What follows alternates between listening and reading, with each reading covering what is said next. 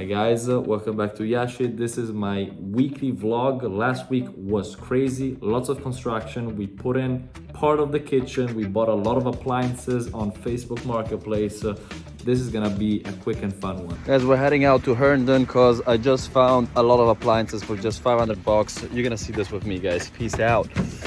This case, quality was the focus. I was looking for stainless steel appliances. We had a dishwasher, a microwave, and an old school indestructible washer and dryer set, which I only got for 500 bucks. That is a no-brainer. Everything is working. I was very happy.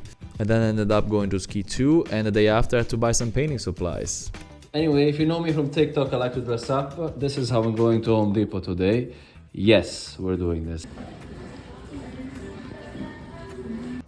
Well guys, we spent $5.75 and 66 cents and we planned $1,000, so we saved a good 40+%. I'm very happy about this. The next day I headed out to Lynchburg to bring over the supplies that I just bought, and I was very happy to see the roofing contractor starting to work on the roof, which is crucial when you're selling a house because it brings value and less maintenance costs for a new homeowner.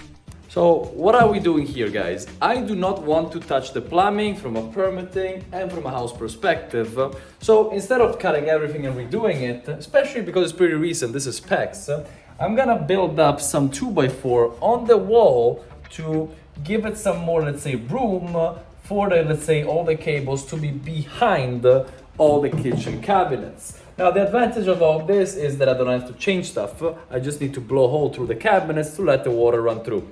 On top of that, on the cabinet back walls, I will blow bigger holes that will give access to the different faucets that we have, of course. So in this case, what we're solving here is, number one, not needing to move all the plumbing, which is a big win, and keeping the integrity of the current system without breaking it. This is the final result of what I just described. The lower cabinets were put in. There's a lot of space behind them, which allows anybody to do maintenance or, for example, run cables if you want to add some extra stuff, which is good to have. Now, how am I gonna fill that gap, for example, with backsplash or the countertop in the future, either with a bigger countertop or by making the wall come out a little bit more with some drywall or something, which you will see later on. This is the final result here to the left that you can see, the central island, the cabinets in, and on the left where I'm turning right now, that's a section where we're gonna have the range.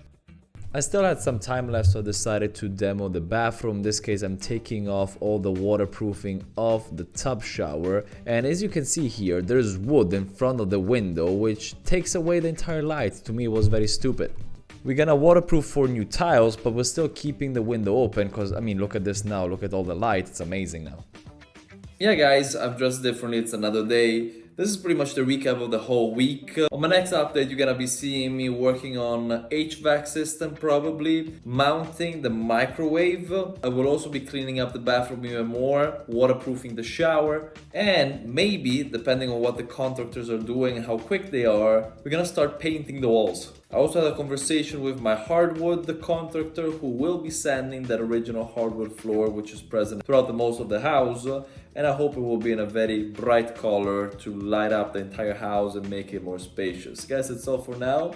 Please like and follow if you want to be updated on the whole project and how it goes. Thank you for watching. Ciao!